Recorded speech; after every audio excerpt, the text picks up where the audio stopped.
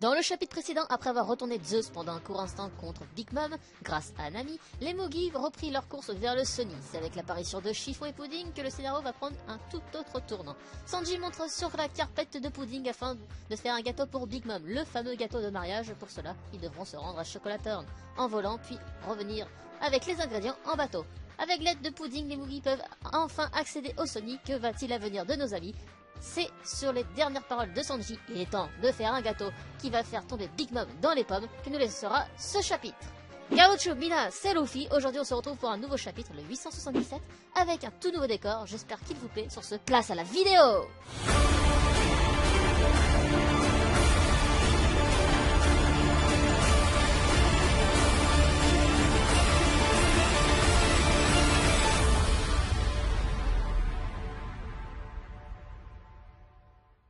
Le chapitre commence, comme tous les chapitres, par la page d'introduction. Nous pouvons y voir la suite des aventures de Sai, qui à mon avis rencontre la femme qu'il devait épouser. Dans le prochain chapitre, je pense que nous verrons Sai dire à cette femme, prénommée Ulyssia, qui l'épousera Babyface. Mais passons à ce qui nous intéresse le plus, le chapitre, qui s'intitule « Pas spécialement agréable », qui peut signifier une chose. On va voir de la baston ou des trahisons, et au moins quelque chose qui n'est pas agréable du tout. Tu penses vraiment qu'à l'argent, toi ? Le chapitre commence sur la sortie des homies du miroir de Nami. C'est donc sur le Sunny que commence le chapitre. On y retrouvera Chopper et Brook en pleine galère, complètement englués par une substance qui semble être du bonbon. À moins que Trebol de sa prison ait éternué. Désolé pour la blague de merde, pas drôle. Bref, passons, mon intuition était bonne. C'est Perospero qui a englué nos amis avec son pouvoir du démon. Brook et Chopper sont sérieusement dans la merde. Mais j'ai rien fait. Lèche-moi. Désolé, c'est un lapsus. On y constatera que Chopper est un grand danger, comme le dira Perospero. Il va lui faire déguster ses bonbons jusqu'à la moelle, ce qui le tuera en moins de 3 minutes d'étouffement. Il dira aussi qu'il est plus fort que Brook et Chopper. Pour le moment, on peut y croire, mais le doute reste présent. C'est surtout par l'effet de surprise qu'ils se sont fait avoir. Si tu dis...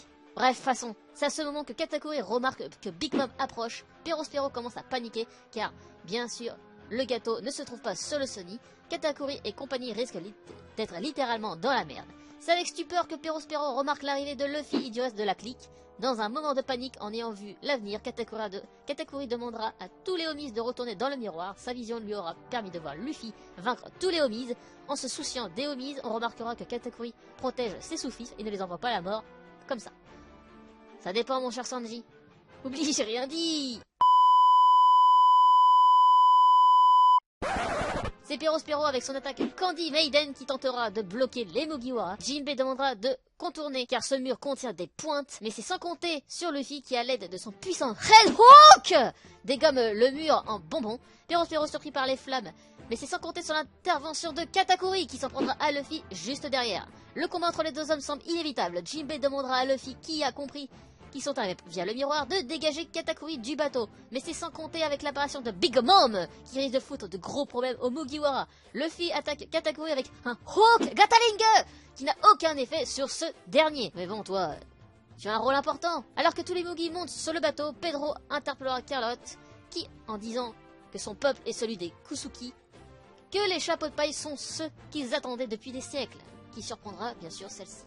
Des vaisseaux de guerre sont envoyés pour bloquer le passage du Sunny, mais Nami va vouloir utiliser un coup de Bursto pour échapper à tout le monde. Pendant que Big Mom arrive au niveau du bateau en cherchant son gâteau, une annonce est faite afin de donner la position des Mugiwara à toutes les troupes de l'équipage de Big Mom. Le combat de Luffy contre Katakuri fait toujours rage. Nami prépare un coup de burst, mais Perospero bloquera le bateau avec son fruit du démon qui empêchera le bateau d'utiliser le coup de Bursto. C'est alors que dans un moment où personne ne s'en douterait, Pedro saute sur Perospero, allume des dynamites et se fait exploser, qui libérera le Sunny. Mais quel crevard celui-là!